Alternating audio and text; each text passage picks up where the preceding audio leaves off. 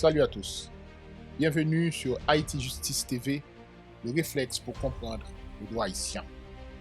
Cette vidéo marque le lancement de la rubrique Radiographie de la législation pénale haïtienne, un espace où des étudiants en droit et des membres de la société civile donnent leur avis sur les nouveaux codes qui sont toujours en débat. N'hésitez pas à poser vos questions dans les commentaires. Pour moi, ça va passer.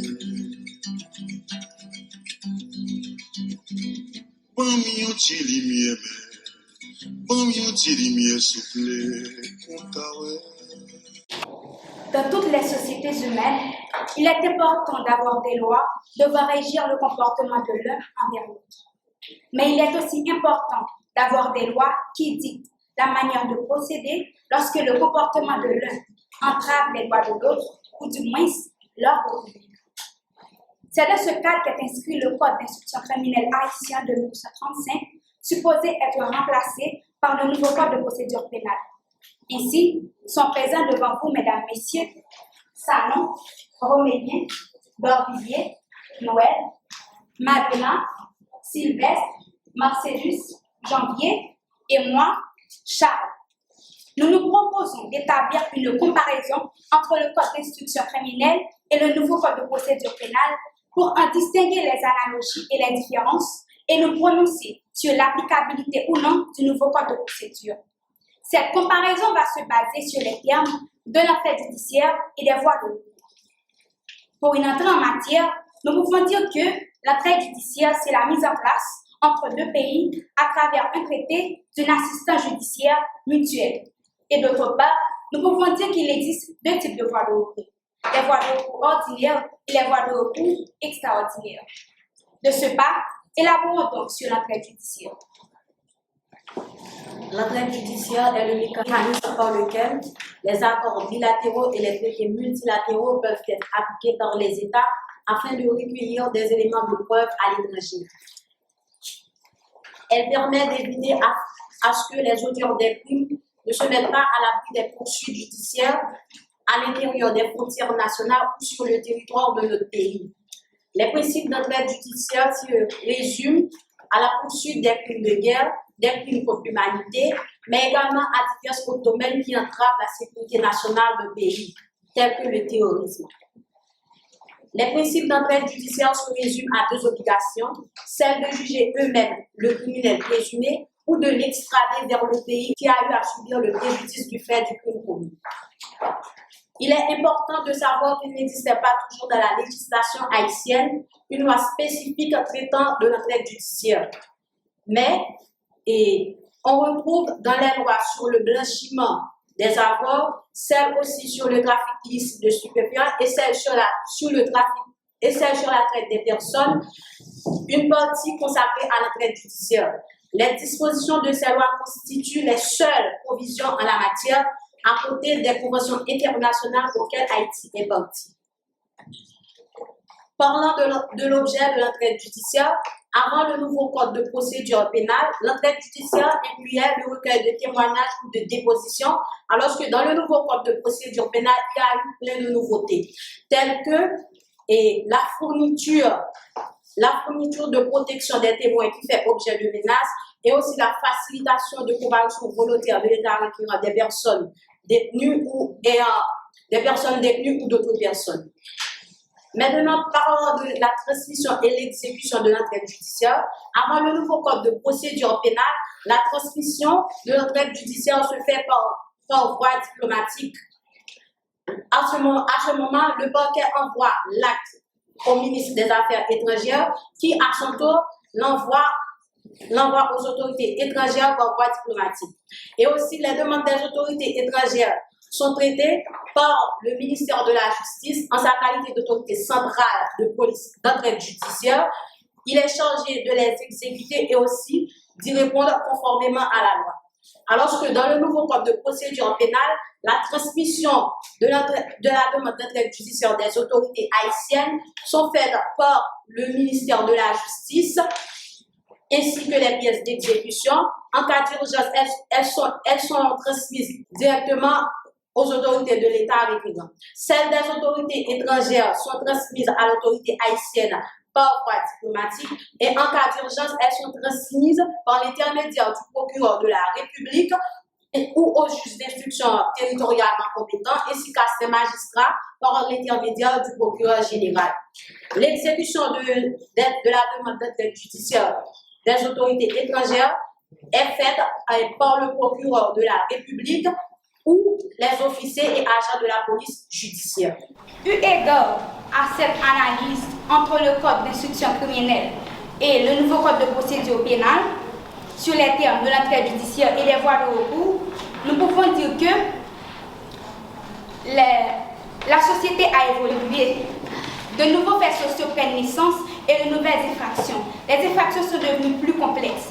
Donc, il nous faut nous adapter notre loi à la société. Il nous faut innover et rénover. Car les amendes d'aujourd'hui ne représentent pas vraiment ce qu'elles représentaient autrefois. Et de plus, il nous faut accorder notre législation aux conventions internationales qui ont été ratifiées. Merci. Merci. À présent, je vais passer la parole à Mme Sabine Boucher. Merci, M. Baptiste. Tout d'abord, je félicite le groupe. Je vois que vous avez fait un travail où il y a cohérence. Et je demande à la classe de vous applaudir.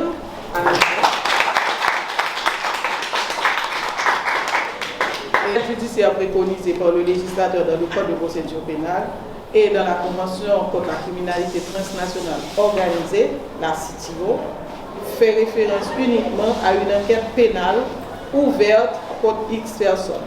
Et c'est à des fins, justement, d'ordonnance et d'instruction, à des fins de transmission de pièces, à des fins d'audition de témoins, de prévenus, à des fins aussi d'extradition, etc. Vous avez parlé d'extradition. Oui, la procédure d'extradition, il y a quelqu'un qui a parlé. On avait déjà justement cette procédure et l'entraide judiciaire dans certaines lois. Donc, ce n'est pas nouveau pour nous. Donc, ces dispositions ne sont pas nouvelles dans la mesure où on a des lois spéciales qui avaient déjà traité de cette question. On a la loi sur la traite des personnes, on a la loi sur le trafic illicite de stupéfiants, sur le blanchiment de capitaux et le financement du terrorisme. Et on a aussi l'étudiante qui a présenté cette partie n'a pas fait mention de la corruption. Parce que la loi sur la corruption vous renvoie à la loi sur le blanchiment de capitaux et concernant l'enquête. Donc oui, on avait déjà, ça c'est pas nouveau.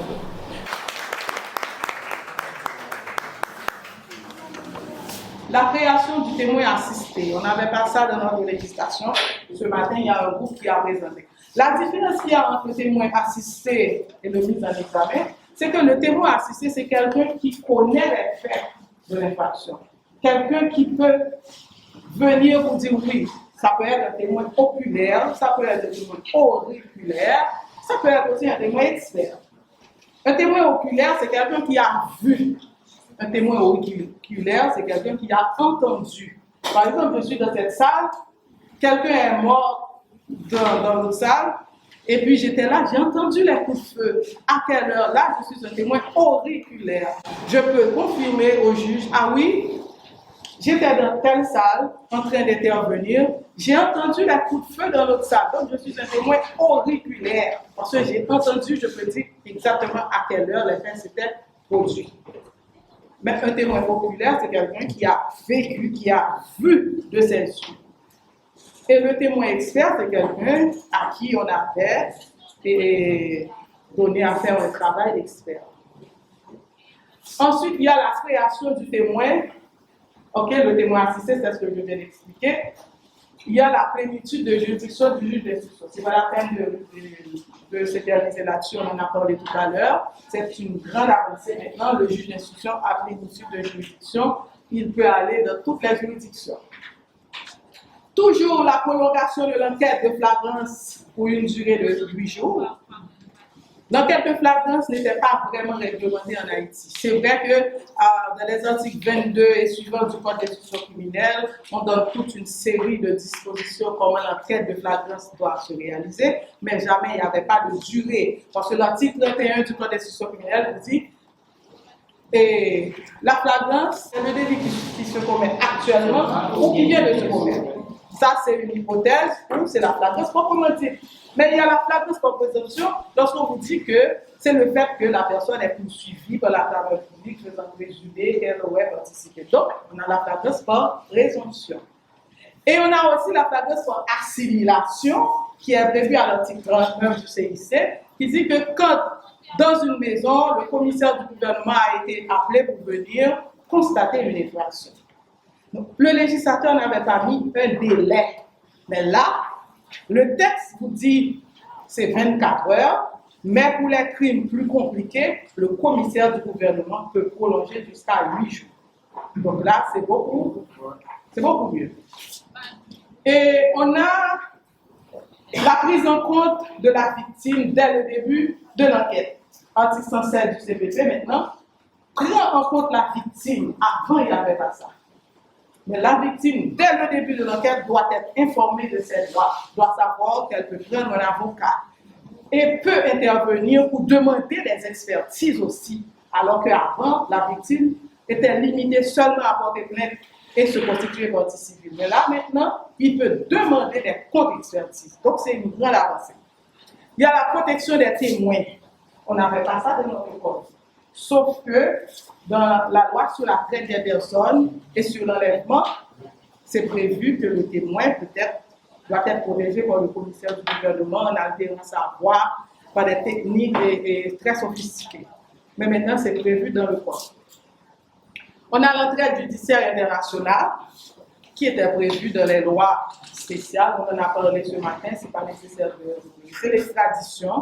Je l'ai mentionné, même quand la loi prévoit l'extradition, mais il faut qu'il y ait des traités bilatéraux ou multilatéraux en ce qui a fait à l'extradition. Ce n'est pas parce que la loi prévoit qu'on peut le faire, mais il faut déjà que Haïti ait signé le traité avec d'autres pays. Et dans les traités dont je vous ai mentionné ce matin, il y a toute une liste d'infractions pour lesquelles, justement, on pouvait demander l'extradition. Donc moi-même, je pense que c'est des traités qui doivent être revus, parce que c'est des traités qui datent de 1874 et de 1904. Ça fait longtemps, mais entre-temps, il y a des infractions transnationales. Excusez-moi, par exemple, quand on parle de trafic illicite de stupéfiants, avant, il n'y avait pas ça. Donc il faudra revoir ces traités si on veut justement avoir une coopération judiciaire efficace dans ce domaine. La traite des personnes qui est un crime transnational. La réforme du système pénitentiaire. Avec toutes les sanctions qui sont prévues par le code pénal, eh bien, il faut une loi parce que c'est tout le système pénitentiaire doit être revu. La juridiction de l'application des peines, c'est une avancée, on n'avait pas ça auparavant, maintenant, on a le juge d'application des peines. La réglementation de l'expertise pénale, avant, il n'y avait pas, on avait seulement les articles 33 et 34 du Code d'instruction criminelle qui parlaient en cas de mort violente, le commissaire du gouvernement peut se faire accompagner de l'homme de l'ordre, seulement ces deux articles. Pour parler d'expertise, on supposait, mais parce qu'on ne parlait pas d'expertise vraiment, mais lorsque le texte vous dit, le commissaire du gouvernement peut se déplacer, s'il le juge utile, deux médecins ou des hommes de l'ordre pour apprécier les circonstances de l'infraction. Donc, on supposait que c'était des personnes qui étaient là pour donner leur avis technique sur les faits qui s'étaient produits. Alors que là, maintenant, les articles 338 et suivants du Code de procédure pénale donne toute une réglementation concernant l'expertise en matière pénale et vous dit comment le juge peut désigner des experts et quelles sont les missions qui peuvent être confiées à ces experts. Maintenant, pour l'application des peines, c'est une commission qui est prévue. Dans cette commission qui est prévue aux articles 1142 et suivants, il y a le JAP, il y a le PR, il y a le CEP. Le JAP, c'est le juge de l'application des peines, le PR, c'est le procureur de la République, le CEP, c'est le chef d'établissement pénitentiaire. Donc, ces trois personnes doivent travailler en étroite coordination et ça fait un petit tonton entre là, c'est ça. Non? Donc, si on va travailler en coordination, le travail justement de l'exécution des peines ne pourra pas se réaliser. Quelles sont les mesures préalables? Pour tout ça que nous faisons le même code. Les deux codes ont prévu toute une mesure, toute une panoplie de mesures pour que ces deux codes puissent être mis en vigueur. Donc, dans le livre 6e du CPP, qui traite de la vocation légiste, c'est-à-dire la période qui désigne la période entre la publication de la législation et sa mise en vigueur, eh bien, l'article 1358 dit « Le présent code entre en application sur tout le territoire national 24 mois après sa publication officielle sous les seules restrictions et conditions prévues par les articles 1359 et 1364. » Ces articles prévoient toute une panoplie de mesures que normalement les autorités devraient prendre pour que ces deux codes puissent être appliqués. La première chose, c'est la mise en œuvre des structures et infrastructures nécessaires à l'application des codes, notamment l'organisation du service pénitentiaire et insertion et déprobation, qui est le SPIP. Texte là, tout prévoit mine de rien. Est-ce qu'on a ça? Jusqu'à présent, on n'a pas ça. La deuxième mesure, c'est la multiplication en nombre suffisant des deux codes pour l'approvisionnement de l'ensemble des acteurs du système prévu et pénal. Article 1362. Dans l'article que j'ai écrit, premièrement, j'avais avec deux autres collègues fait une étude sur le nombre d'avocats dans le pays. Haïti, selon l'étude, a 5300 et quelques avocats, 5500 et quelques avocats sur toute l'étendue du territoire, parce que c'était une étude nationale. Les stagiaires aussi sont comptés là-dedans, c'était une étude de 2020. Donc là, entre 2020 et 2023, 2021, je ne sais pas combien d'avocats en tout temps, mais à l'époque, il y avait 5500. J'ai fait une étude pour la PNH l'année dernière, en avril. La PNH comptait dans ses rangs, en avril 2021-2022, 14 445 policiers. Lorsque vous prenez les 7 000 policiers, plus les 14 000. Ensuite, selon les données qui m'ont été fournies par les associations de greffiers, on a 868 greffiers pour tout le pays. On a 780 juges en tout, 538 juges de paix et le reste des juges de siège. On a 168 commissaires du gouvernement. Donc, lorsque vous prenez, et on avait fait une étude aussi en 2020 pour savoir combien d'étudiants qu'il y a à travers la République qui étudient le droit. J'étais venu ici lors de cette étude pour chercher des informations concernant le nombre d'étudiants qu'il y avait. Pour tout le pays en 2020, il y avait 29 900 combien d'étudiants dans le pays. Lorsque je prends tous ces nombres, je les additionne, ça me donne environ 52 000 et quelques acteurs et 322 professeurs de loi pour tout le pays. Donc vous voyez, est-ce qu'on a 52 000 codes que le ministère a déjà multipliés? La mise en place de la commission de la réforme. Cette commission est prévue à l'article 328 qui devrait être prise par un arrêté présidentiel. La désignation d'experts pour évaluer les coûts financiers, ça, il y a au ministre de la Justice de le faire. Ensuite, l'organisation de séminaires de formation. Donc, si on veut former justement, je viens de vous donner le nom. La vulgarisation, la distribution d'exemplaires de code au niveau des universités, au niveau des organismes de droits humains, etc. Tout ça, ce sont des mesures qui doivent être prises. Quelles sont les mesures essentielles? Toujours, mais il y a dans toutes ces mesures, moi-même, voilà les mesures pour moi qui sont beaucoup plus urgentes. Premièrement, c'est des projets de loi. Les deux codes prévoient des projets de loi, des projets d'arrêté, la mise en place de cette commission de réforme, la désignation d'experts. Il faut qu'au moins ces 4 mesures pour qu'on ait une mise en œuvre de la réforme. Voici les textes. Moi, j'ai répertorié en tout 8 et 5, 13, 33 textes qui doivent être élaborés pour que les deux codes puissent être mis en œuvre. De ces 33 textes, moi, j'ai travaillé, sans me présenter nous, je travaille sur eux déjà. Avec un autre consultant pour l'USAID, on a travaillé sur le projet de loi sur le statut du parquet, le projet de loi sur l'organisation judiciaire, le projet de loi sur le service, etc., etc. Tous ces projets sont prêts, mais c'est même pas projets, je ne dirais même pas projets, c'est des avant-projets. La loi sur l'assistance légale que j'ai mis en rouge est déjà d'application. Ça a été publié en 2020 et c'est déjà d'application. Maintenant, il y a une assistance légale pour les victimes. Avant, les victimes ne pouvaient pas aller au tribunal s'ils n'avaient pas d'argent. Maintenant, dans l'assistance légale, il y a un fonds qui est mis par le gouvernement du côté pour permettre aux victimes de porter leur affaire devant le tribunal. Donc, c'est d'application. Mais pour le reste, il n'y a pas, tous ces textes n'existent pas. Donc, comment voulez-vous que les deux codes puissent être mis en application? Donc, ça, il revient au ministère de la Justice de prendre en compte toutes ces mesures et que ces mesures soient réalisées. Là, j'ai vu qu'on a mis 2024 pour la mise en œuvre. Même là encore, je ne pense pas que cette mise en œuvre sera effective en 2024. D'ailleurs, on est en 2023.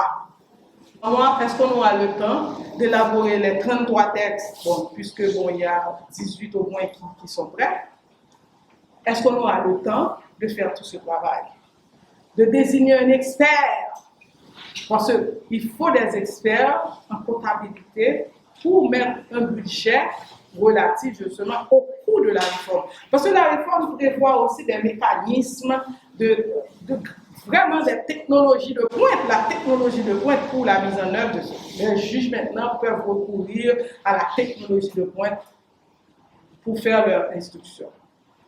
Maintenant, en conclusion, moi je pense que si les mesures essentielles de cette réforme n'ont pas été prises depuis juin 2020, les observateurs avisés se demandent si les réformateurs avaient pris en compte la dimension de toutes les difficultés auxquelles fait face la justice haïtienne. Pourquoi avoir proposé seulement 2 ans au gouvernement pour mettre en œuvre une réforme pénale aussi grande envergure? C'est beaucoup d'argent. Nous comptons combien de copies qu'on mettait pour le système judiciaire. Chaque année, CSPJ toujours plein, son 3% de budget. Qui pas même suffit pour même acheter et fournitures pour le tribunal. En sachant que les budgets alloués du système sont toujours très maigres, peut-on dire de cette réforme qu'elle est adaptée aux réalités sociales, culturelles, structurelles et économiques d'Haïti? L'ampleur de la réforme proposée ne fait pas de doute. Elle touche autant les structures du système judiciaire et pénitentiaire que les moyens matériels, humains, technologiques et le fonctionnement des pays. Si l'ambition de la réforme est de modifier profondément notre système pénal et de le moderniser, à l'instar d'autres pays, je prends l'exemple de Chili, qui a commencé sa réforme en 1990 et qui l'a terminée en 2005. Parce qu'il n'avait pas de grands moyens pour mettre en œuvre la réforme de trait, mais ils l'ont fait de manière progressive. Parce qu'on n'est pas capable de mettre la réforme et n'est pas capable d'effectuer dans un seul coup. Donc, l'élaboration des codes avait uniquement mobilisé les juristes aussi, là, tout le temps à plein ça. On ne peut pas dire qu'on peut faire un code pénal avec uniquement des juristes. Aujourd'hui, justement, le droit pénal, c'est une discipline normative construite sur la base d'une logique juridique rigoureuse. Il est devenu une science pluridisciplinaire exigeant des connaissances de nombreux domaines. Droit, médecine, criminologie, psychiatre, psychologue, sociologue, pénologue, psychopédagogique, statistique, etc. On ne peut pas faire loi uniquement avec des juristes, alors que la commission était composée uniquement de juristes. Lorsque vous parlez de gamètes, de données biométriques, mais il nous faut des médecins pour nous permettre justement de bien appliquer les sanctions. Donc, là aussi, il faut d'autres disciplines dans le cadre de l'élaboration de la loi pénale. Donc, il est indispensable que le ministère de la Justice recherche d'autres personnes ayant de l'expertise dans d'autres disciplines dans le cadre de l'élaboration des textes de la réforme. Et vu que la réforme de la justice pénale ne peut aboutir sans le soutien, justement, actif de l'ensemble de la communauté afin d'être efficace, le processus de cette réforme doit reposer sur un consensus large, fondé sur la nécessité d'appliquer cette réforme sur les races stratégiques à mettre en place pour y parvenir. Donc, à cette fin, le ministère de la Justice devrait également créer une commission, moi-même j'avais suggéré ça, révision de texte afin de prendre en compte les inquiétudes des organisations de la société civile relatives aux dispositions du Code pénal qui, selon ces organisations, sont contraires aux mœurs. Et cette commission se chargerait aussi de revoir les nombreuses coquilles qui se sont glissées dans les textes CPP et CP. Il y a beaucoup de coquilles dans les textes. Il faudrait les revoir. Donc, j'ai suggéré aussi qu'il y ait un plan d'action prioritaire. Maintenant, qu'est-ce qui est prioritaire dans cette réforme? Selon vous, vous avez posé nos questions là. Est-ce que c'est la mise en place de la commission? Est-ce que c'est la formation? Il faut le faire par étapes, parce qu'on ne peut pas le faire d'un trait. Et du cadre des dépenses à moyen terme, il faut voir qui dépense, qui couvre dans le fond, qui sont à faire à moyen, à court et à long terme. Et plus nécessaire avant de mettre en œuvre la réforme. Et je terminerai par cette petite phrase de John Kerry. Vous songez qui est John Kerry? Elle va songer John Kerry. Par exemple, qui songe qui est John Kerry? Secrétaire d'État américain, justement, dans le rapport sur la traite des personnes chaque année, à l'époque, il disait que la justice n'est pas uniquement une question d'avoir des lois nécessaires. Ce qu'il faut, c'est appuyer ces mots par des moyens. Et ces moyens, ce sont des moyens humains, des moyens matériels pour que les choses puissent avancer. On peut avoir de bonnes lois. Comment se plaindre du code d'instruction criminelle qui est obsolète? Eh bien, dans 100 ans, on dira que ce code qui est obsolète sans que le code n'a jamais été appliqué. Le CIC n'a jamais été appliqué, à ma connaissance, dans toute son entièreté. Donc, on aura le même problème. Donc, voilà mon point de vue du code, si vous avez des questions.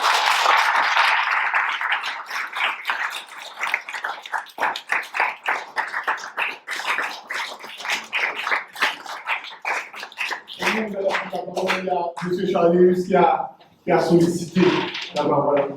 Bonsoir à tous. Bonsoir Madame Boucher. Dans le cadre de notre cours avec Maître Baptiste, il vous a fait l'invitation à venir assister à nos différents exposés magistraux portant sur la comparaison entre le Code d'instruction criminelle et le Code de procédure pénale. Nous voulons, au nom de la classe, vous formuler nos plus alléchants mots de remerciement pour le travail ô combien impeccable, ô combien fameux, ô combien louable que vous avez effectué sur le nouveau Code de procédure pénale et le Code de procédure pénale. Nous voulons également vous remercier pour nous avoir assistés et avoir été avec nous. Et nous pouvons vous dire que vous nous avez charmés, nous vous aimons beaucoup déjà. On voit les fleurs, on les ramasse. Donc, nous avons apprécié les échanges, nous avons apprécié votre intervention et nous sommes vraiment fiers de vous avoir avec nous durant ces 2 séances de travail. Nous aimerions suivre votre pas, ou bien vos pas, et aller effectuer ce que vous n'avez pas pu, ou bien vous n'avez pas pu réaliser, aller au-delà. Et pourquoi pas l'un de nous deviendra un jour juge d'instruction, et au même titre que vous. Donc, par les mots me manquent, les manques me mots. Merci madame, merci à vous.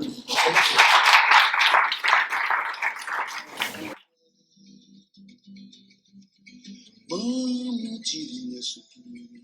Vamos tirar.